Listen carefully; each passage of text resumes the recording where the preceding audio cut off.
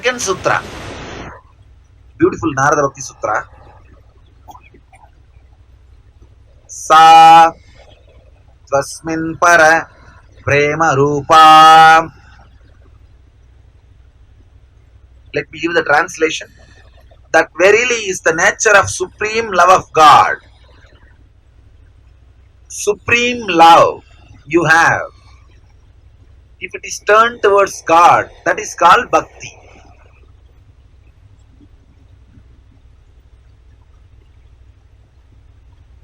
All of you have supreme love for what you think as you. If you think you are the body, you will have the supreme love for the body.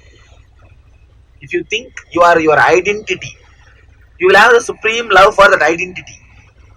Whatever you think as you will have supreme love for it. Directing that towards the consciousness which continuously excites you is Bhakti.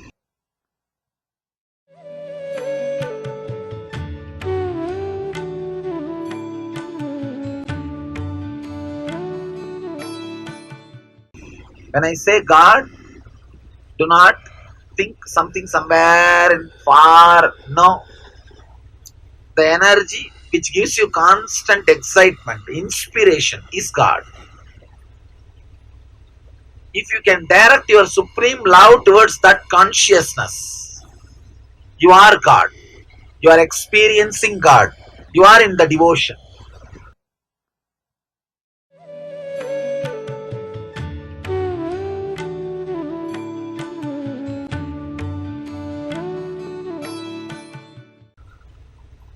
How to direct yourself to that super consciousness, to that intense, exciting energy? So yesterday I was telling you, just remember whatever is happening is auspicious. It may, sometime when you remember, you may think, what nonsensical idea it is. How can I believe whatever is happening is auspicious? But when you are in depression, when you are in really some trouble, if you remember this idea, suddenly you will see, yes, I think even this suffering which I am going through has some meaning for me.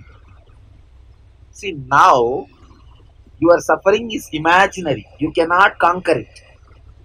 When you are really going through if you use this idea as an astra, using Shastra as a Sastra. Sastra means weapon. Shastra means knowledge, the truth. Use this Shastra, knowledge, as Sastra, weapon, to attack your suffering. Suddenly you will see, yes, this has got something to teach me. This is adding something to me. I am expanding. Yes, this has some meaning in my life. Understand? The same concept. Now I am saying whatever is happening is. Now it may not make big sense if you sit and imagine, if my close, near and dear one dies, will I be able to remember this concept and come out of that suffering? If you imagine now, you can't. Your mind will say, no, no, no, no, no, I can't handle all those things. Don't imagine now. When really some suffering happens, when it is not imaginary, when it is real, use this weapon, use this idea. You will see it's working.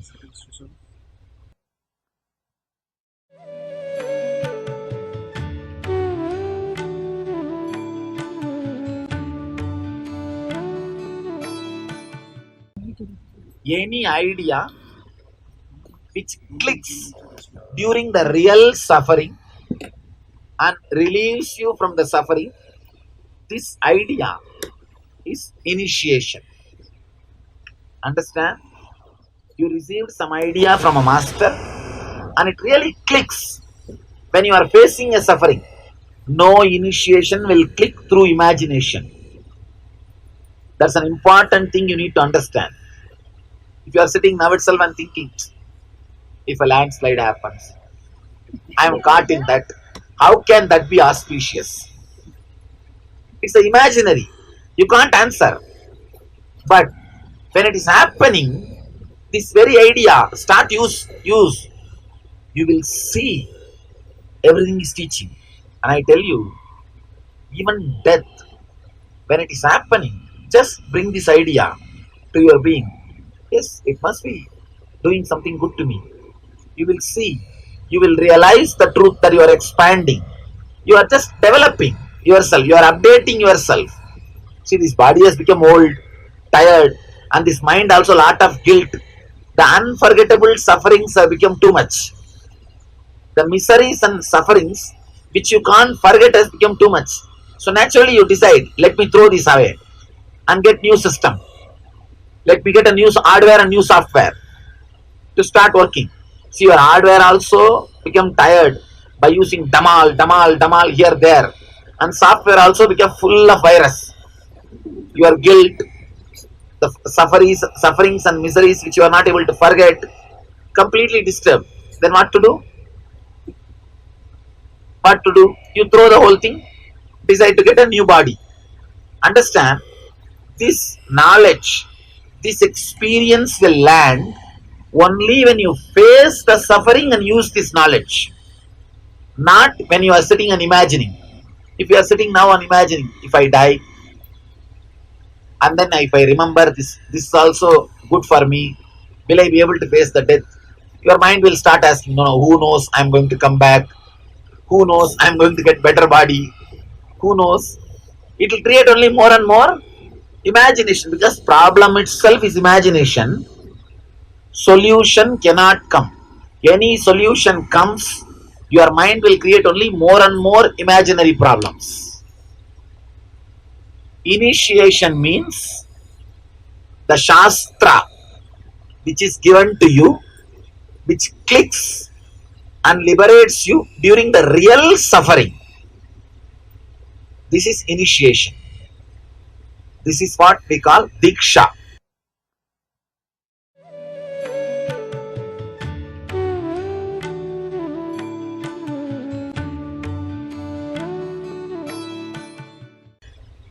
Every thought, any knowledge, any truth which comes up and liberates you during the real suffering is a bridge which is bridge to take you to the conscious state. See, before the suffering, you can't solve it. During the suffering, when you use this weapon, suddenly you see you have solved it. Means you are again back in the inspired energy. The suffering has disappeared. The depression has disappeared. You are in the conscious state. You are free. You are liberated. You are in the mood of celebration.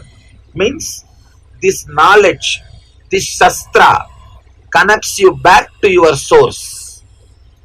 Having enough of weapons to attack the depression and ability to get back to the conscious state is the path for Bhakti. ரொம்ப ஒரு அருமையான முக்கியமான சத்தியம். எப்பப்பெல்லாம் துக்கம் வருதோ அப்பெல்லாம் ஞானியினுடைய வார்த்தைகள் சாஸ்திரம், அத சஸ்திரம் அம்பு மாதிரி உபயோகம் பண்ணி உங்களுடைய துக்கத்திலிருந்து உங்களால வெளியில வர முடிஞ்சதுன்னா அதுதான் தீட்சைன்னு சொல்றேன். எந்தெந்த வார்த்தைகளை உபயோகம் பண்ணி உங்களுடைய துக்கத்திலிருந்து உங்களால வெளியில வர முடியுதோ அந்தந்த வார்த்தைகள் எல்லாம் உங்களுக்கு தீட்சையாக அளிக்கப்பட்டிருக்கிறது. நடக்கிறது எல்லாம் நல்லது அப்படின்னு குருவோட வார்த்தைகள் சின்ன சாதாரணமான வார்த்தையினால அபரிமிதமான மரியாதை அந்த வார்த்தை மேல. ஏன்னா எந்த வார்த்தை உங்களை எந்த நேரத்துல மேல தூக்குன்னு உங்களுக்கே தெரியாது.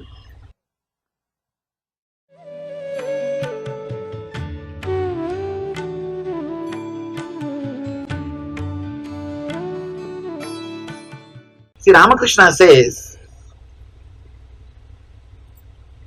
which initiation will click at what time and lift you, you don't know. So any word which comes out of the master's being should be heard, meditated, and internalized as it is. Enlightened consciousness. Whatever word comes out is mantra, even if it comes out with grammatical mistakes. All these Upanishads, if you read, you will see so many grammatical errors and mistakes in Sanskrit, but they are never corrected. The problem is, what they are speaking can't be spoken by words. Logic is too poor. Words are too poor.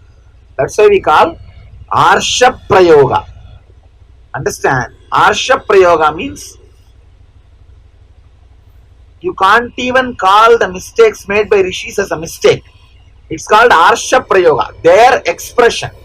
We are nobody to judge. It is as a, we can't even say it is a mistake, but we don't correct, we tolerate it. No. You have no right even to say it's a mistake. It is the expression of a rishi. Because what I am trying to tell is impossible to tell. Impossible to talk. But I am trying to tell whatever way I can, whatever language you can understand. That is where all these problems starts.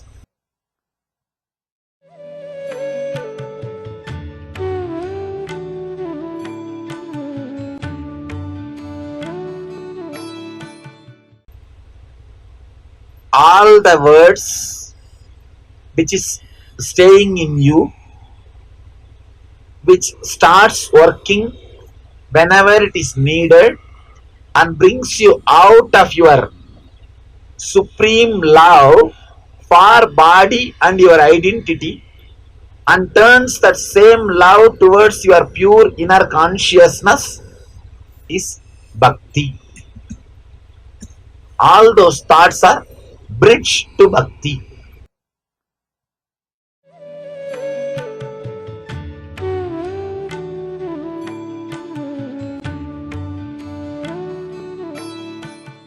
You not staying in depression is a basic necessity for your Bhakti. Many people come and tell me, I have so much Bhakti for God, but I am always punished and depressed. It's pure cheating. A Bhakta can never suffer. Person who is suffering can never be a Bhakta. First, you see the definition of Bhakti.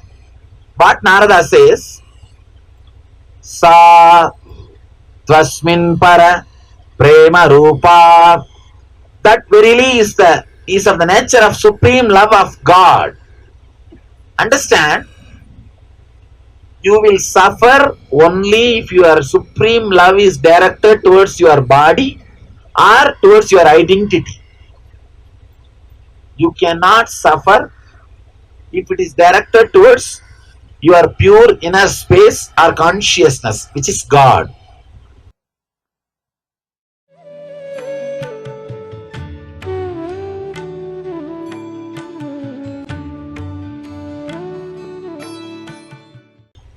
How to then always be in that bliss?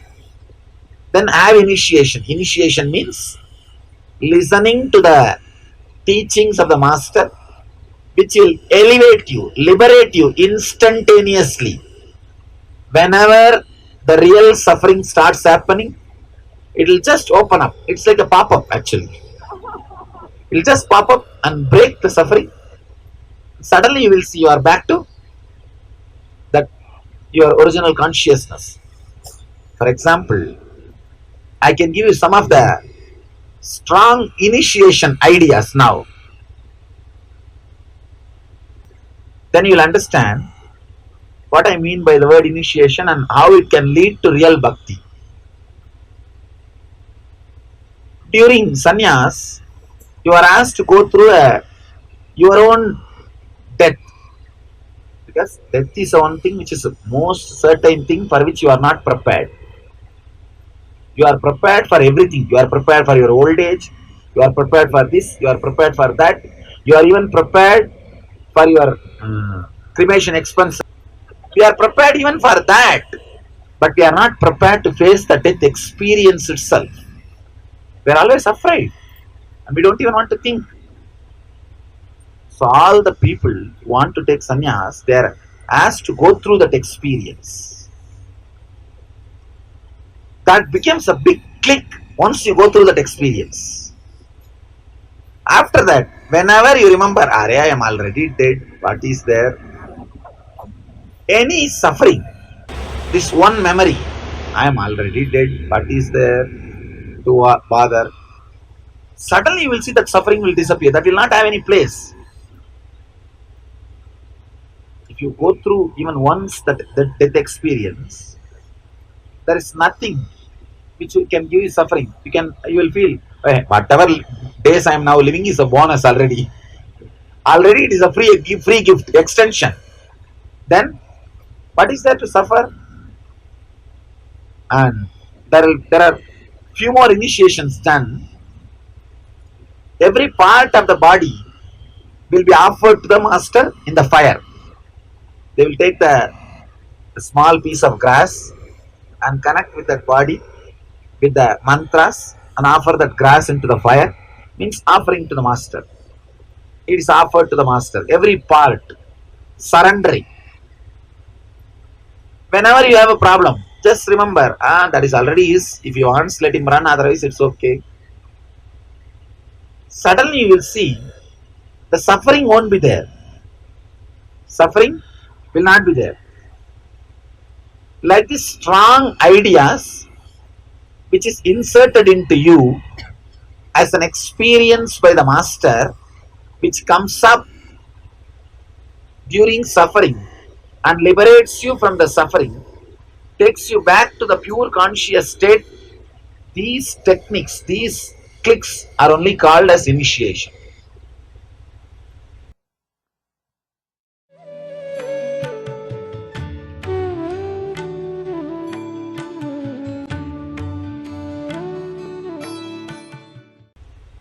Blessed are those who had initiations from the master. See, whenever I am sitting and talking, suddenly some idea will click. Hey, this is what I was thinking. Your eyes will just open. Your eyes will just expand. This is what I was thinking. So right, so clearly expressed. Then initiation has happened. If you are suddenly sitting straight, the Kundalini is rising. The initiation is happened. Means that idea, that truth, that Shastra will become Shastra now for you. That idea will start now residing in you. Whenever you get this kind of Shastras, catch it. Let it be in your heart for future. This is the real life insurance. The real life insurance is the Shastra, initiations which you get from the master.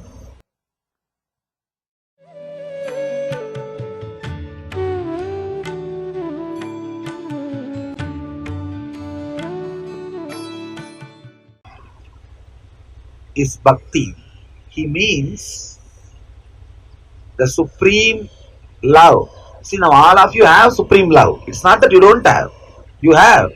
You have love for what you think as you. If you think you are the body, you have love for that. You are constantly running behind.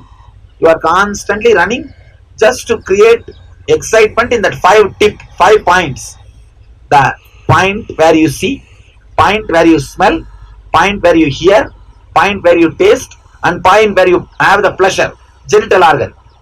This 5 point, to create pleasure for that excitement for that 5 point, you are running around because you think you are the body. You have a supreme love for it. If you think you are mind, you are your identity, you will be running behind for name and fame, award, medal, or do you know who am I? That visiting card, that foolishness. You will be running behind for that. Only when you realize you are something more than this body and mind, this body and identity, your love towards your consciousness will start happening. The supreme love which you have now for your body and your identity will turn to the inner consciousness, will turn towards the pure inner space, thoughtless space.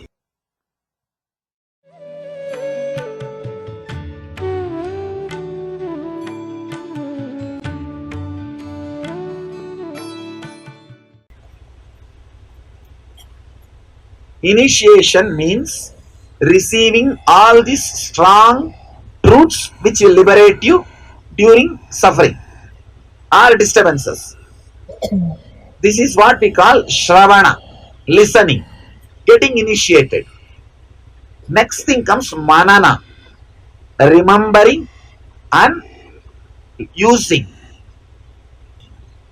Remembering and using means you need to have situations where you will remember masters' initiations and use it.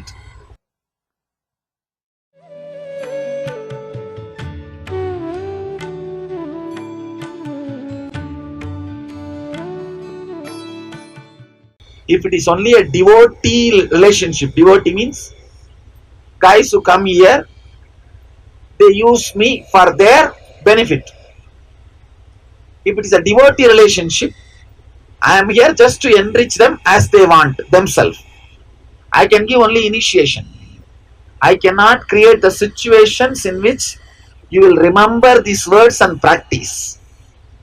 But if you are a disciple, committed, if I know for sure you will not run away, I will create a situations also where you have to remember these initiations and practice it. But for that, a deeper level trust is necessary between master and disciple. As long as I don't trust you, means as long as I think there is a possibility that you will run away, I will never create suffering for you. I will never create suffering. Only when I see you are ready, now you will stay with me, I will start create suffering for you. Means where you have to bring the initiation to consciousness and use this weapon to get you back to the enlightenment, to get you to the superconscious state. Because the situation to use these weapons has to be created. But now the society has become such, master is diversible. The relationship between you and me, it is no more a commitment. As long as I don't touch your ego, everything goes well, okay, nice, I think this guy can do something to me. Cool, this guy seems to be very funny. I think I can be around him. He can add something to me. But the moment I put my hand on your pus, your huge tumor which you carry on your head or heart, the moment I put my hand on that, what will happen? I think this fellow is too arrogant. This fellow is too arrogant. This fellow is not going to do it. I think, this and all is not for me. Then, those days, the master-disciple relationship is non-diversible. Not even in this Janma, not even in one Janma, even for Janmas after Janmas you can't escape. When master-disciple relationship happens, master says, even this energy which is residing in this body leaves this body, this will continue to guide you till you achieve the same state in which this body is this being is residing. Understand? It is non-diversible even for janmas. For births, after births, you can't divorce the master. If the relationship was so deep, then I don't need to send you to Parivarajaka. I'll create enough situations where you have to bring all these teachings and use and achieve the superconscious state.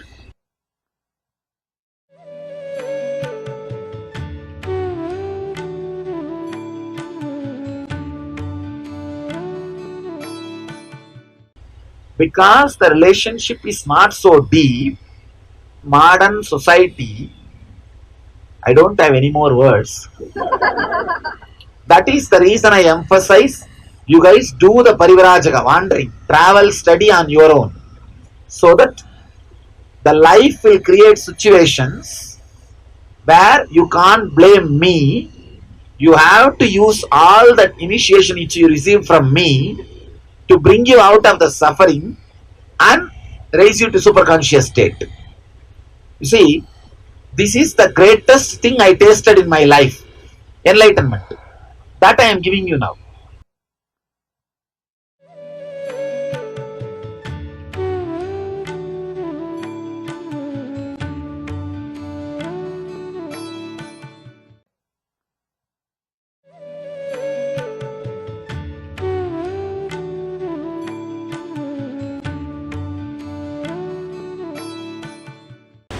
How does the devotee to disciple transformation happens?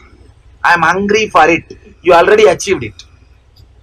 The very mood you are hungry for it, you achieved it. Anybody who sincerely feels the devotee disciple transition should happen in me, you have done it. See, I am like an ocean, continuously available. Only your feeling that you need is necessary. When you have that, you have done it. So, you don't even have to now worry about what should I do. No, the very desire, very feeling is enough. Now, naturally, the problem is one important thing. The problem is do not enter into the territory of the disciple without knowing the plus and minus of it. When you enter into the territory of the disciple, one nice thing, guaranteed enlightenment. See, for devotees, I am guaranteed solution. For disciples, I am guaranteed enlightenment. Guaranteed enlightenment. But what you are supposed to learn in 200 births, you will learn in 2 years. Means the intensity of joy, the intensity of suffering, both will be very strong. You should be ready for it. My one smile will put you in heaven. It will be so intense, so juicy. Same way, my teaching also will not be roundabout way. Straight away I'll tell.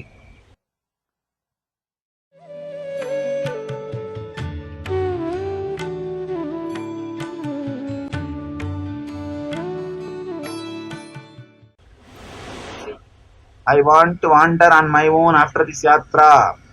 Why are there no women sadhus? Can women wander to practice this bridge to love of consciousness? One thing, why no women sadhus? Because enlightenment is easy for women. Falling in tune with the master is easy for women. Always these guys become enlightened just by falling in tune with the master. The male mind only cannot bend and surrender. That is why they need to go through all this suffering. Female mind, when straight away can bend and surrender, connect either to living master or to God.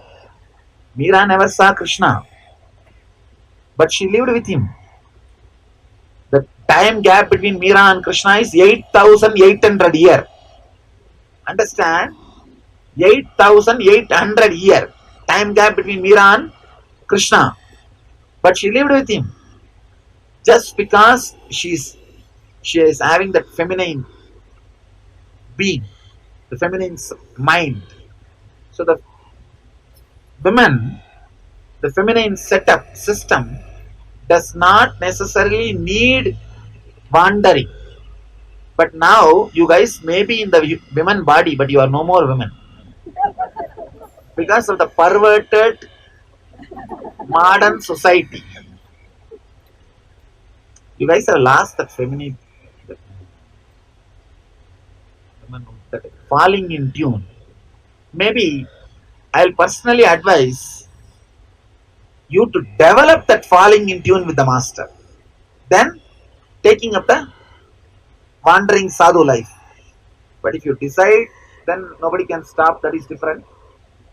But because of some practical difficulties, I always tell women not to go for parivrajaka.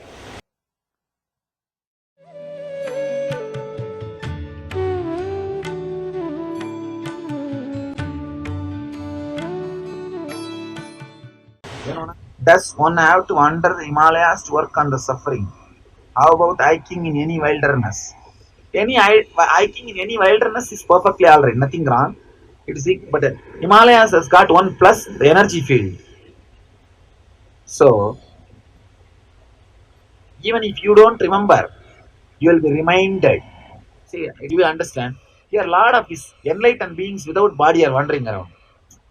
So whenever they see you are a sincere person struggling, they will straight away appear in front of you and take care of you, help you. But in the hiking, it won't be any wilderness. It won't be there. See, I myself, when I fell into deep, low moods or depression, I had the great opportunity of seeing this. Some of the masters, even Mahavatar Babaji, I had the darshan of Mahavatar Babaji in Gauri Kund, in Himalayas only. So these guys, these enlightened beings who are not in the body, their frequency is available in this area.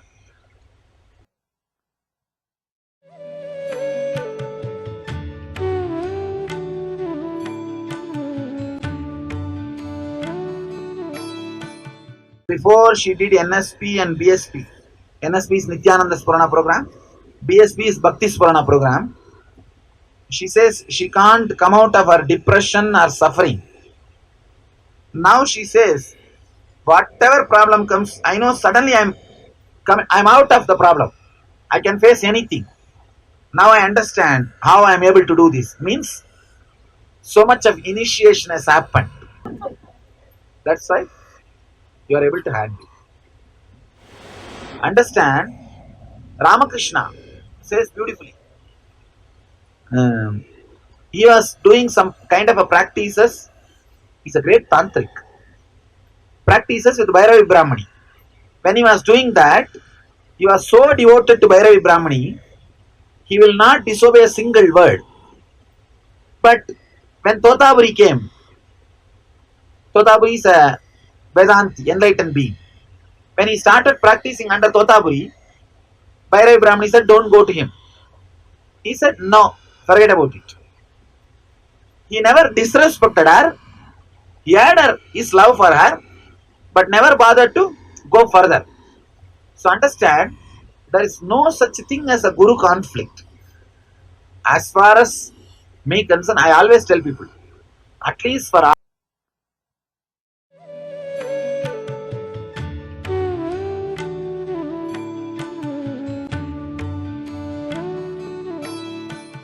all the people who think I am your guru, I tell you, wherever you can, go and learn. Whatever you can. Pluck flowers from all garden and make a beautiful garland for you. I am here to enrich you, not to possess you. If you can learn anything anywhere, you are free to do. You have full freedom to go around and learn. One important thing, whoever needs to guide you at whatever time, your heart will simply fall in tune with that person at that time. For example, at one level, you may be feeling connected to one kind of acharya. At one level, suddenly you feel connected to a different level master. There is nothing wrong. Perfectly alright. Just carry on. Your heart is powerful enough, capable enough to guide you to the different higher and higher level masters. Nothing wrong. So there is no such thing as guru disciple, the guru conflict. I am curious to know if I was your disciple in previous Janma also. Arey, just try to be disciple in this Janma. If you have been my disciple in previous Janma also, and still you have not become enlightened, means you must have been worst idiot. You must have been idiot eating my head in my past life. So, better do not wish that you should have been a disciple in the last Janma. Even in this Janma, if you are around me for so many years and for some 3 4 years and you will not become enlightened, means you are a headache for me. Either you become part of a solution or you are the problem. Either you get enlightened or you will be the problem for others not to get enlightened.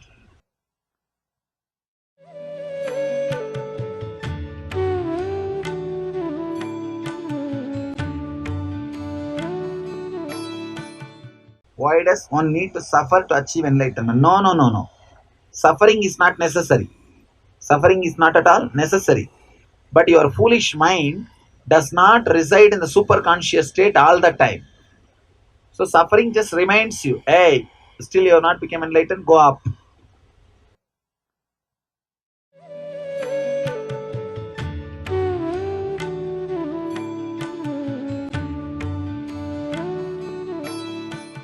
It can bring about enlightenment, but you are not so intelligent to achieve enlightenment through bliss. You are not so intelligent to achieve enlightenment through bliss. That's what you see. Living with the master is from bliss to bliss. Bliss is the goal and the path, but you are not that mature. Naturally, what will you do? You will bring suffering. That's all.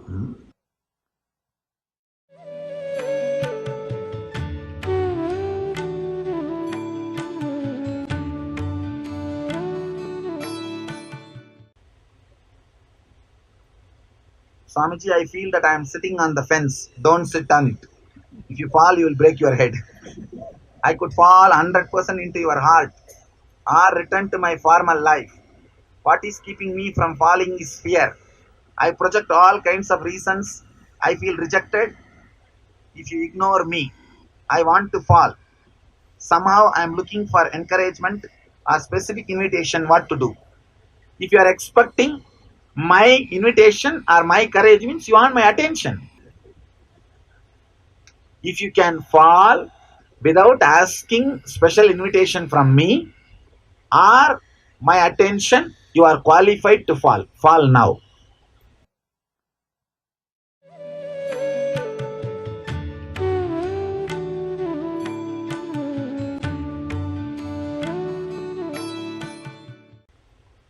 If we really trust in existence, will existence provide the opportunities to apply the initiations? It will provide the opportunity. If you really trust existence, then why don't you take up the wandering? Why don't you take up the Parivrajaka life? It's a very cunning game. See, I trust the existence, but sitting inside my house, inside my air condition, inside my car. And this is a very funny game. Understand? You are not trusting. You are just playing with the word, cheating yourself, not anybody else. Will this happen in ordinary life as well? If we don't have opportunities for being in the wilds, is trusting in existence enough for trusting existence to trust in us? Your trust is not so deep, it's very superficial.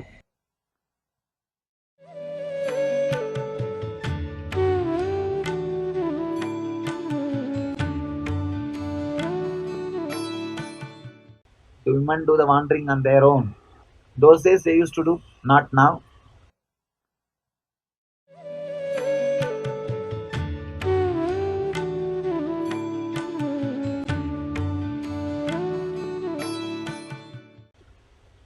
What do you mean by diversing? Means you can, whenever you feel you are not given enough attention or you are disrespected, you will straight away throw the mala away and go away. That's what I call diverse.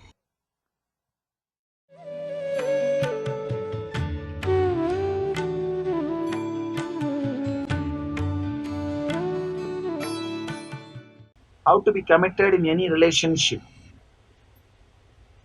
First learn how to be committed in marriage. Then you will understand how to be committed with the guru disciple relationship. The society which cannot live with a marriage commitment, very difficult for them to understand the guru disciple relationship commitment. The the problem is the same, the individualistic, perverted, not thinking as a team or for others or with an open being.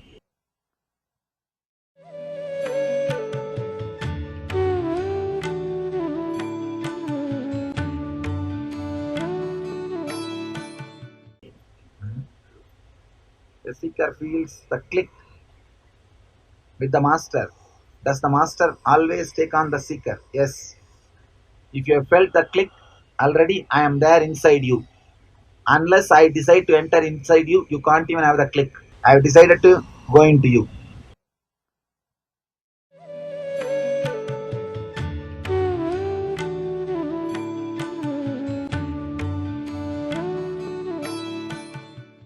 How does one distinguish, or is there no difference between life experience and experience you sent our way? Our way. See, there is no difference between life experience and my experience, the experience which I send on the way. One thing you can see, anything which is sent by the master, even to handle, you won't have suffering. Even to handle will be like you will have the adventurous spirit. That is the scale. You can find that this is sent by master, not by the life.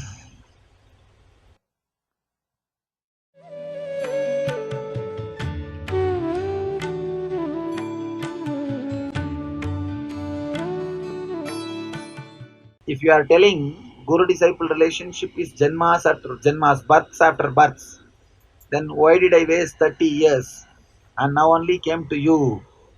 And the moment you said that this relationship is births after births, my eyes are filled with water, it's flowing, and my whole being is just excited, intensely filled. Understand? Means you are my disciple. You are searching for janmas after janmas. This 30 years you are made to wait because I am only 30. It is just a practical problem, not any spiritual problem.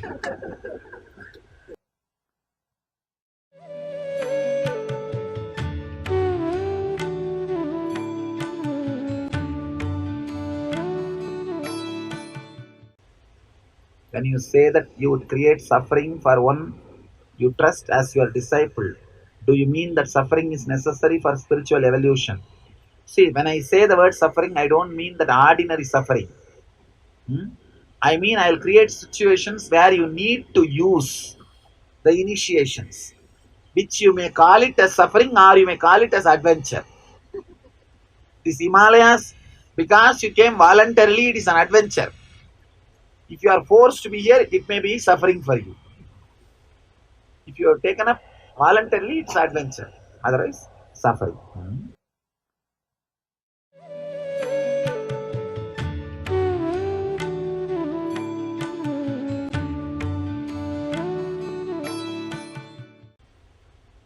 I learned some from Swamiji. I learned some from one Swamiji, and you are my other master who taught me at a higher level. You both are my two eyes. Wonderful. That's nice. Never have conflict. Never have Guru conflict. Without Guru conflict, if you live, that's enough. Both of us will enrich you. If you have Guru conflict, both of us will not be able to enrich you. So just live without Guru conflict. Both of us will add you whatever you need to learn and whatever needed to be added to you. The truth is you becoming more and more blissful. That's all. That is the final result.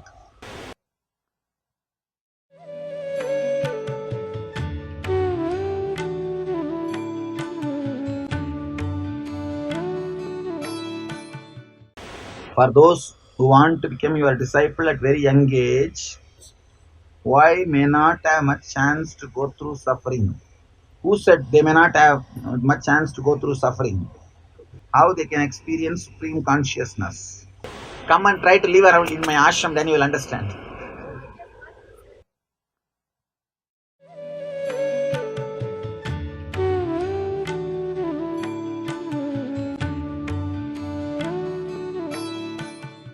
The only thoughts I mostly have left are all your teachings, correcting my mind, like you are talking in my head. I feel stuck at this level. After I am corrected, then what to do? How to move past this point? Don't bother. This very initiation is so powerful, it will burn all other sufferings and it will burn itself. See, initiation is such. In India, they will burn the dead bodies. They will use a bamboo stick to burn the body, and finally, they will throw that bamboo also in the same fire. Initiation is like that. It will be used to burn all your sufferings. Finally, that initiation itself will be burnt in that same fire. So you don't have to worry about how to go beyond.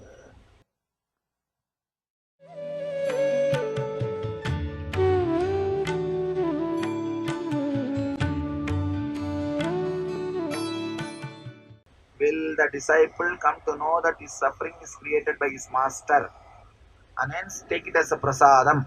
Yes, he will come to know very clearly. That's what it will be like adventure.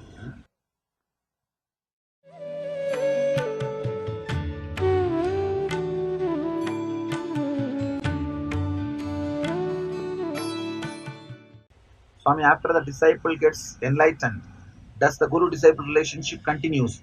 It continues much more deeper way, in a much more beautiful way, much more blissful way.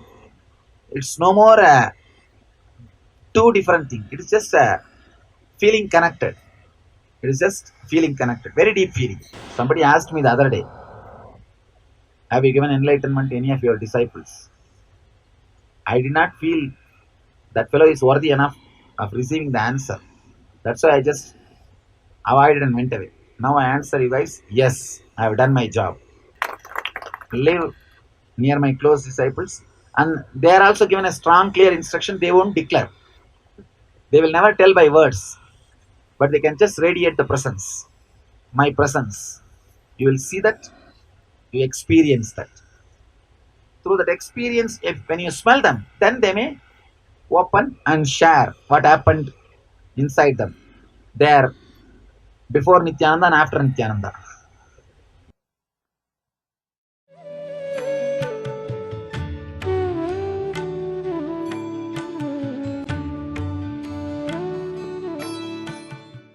When you first entered in the Delhi gathering, automatically I started crying, and then no words came out.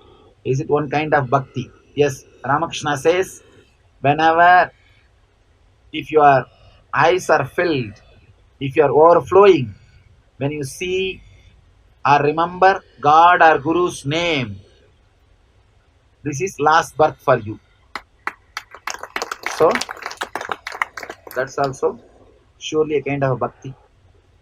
But the fools think that this is too much emotional, and that is not the true bhakti. Understand? Fools are those who can't be filled by the master's presence or the divine presence. If you are filled, overflowing, only one thing, keep away from the idiot intellectuals. Keep yourself safe from the so called intellectuals who will advise you. Just escape from them. Whenever you see them, understand you are seeing Rakshasas and run away.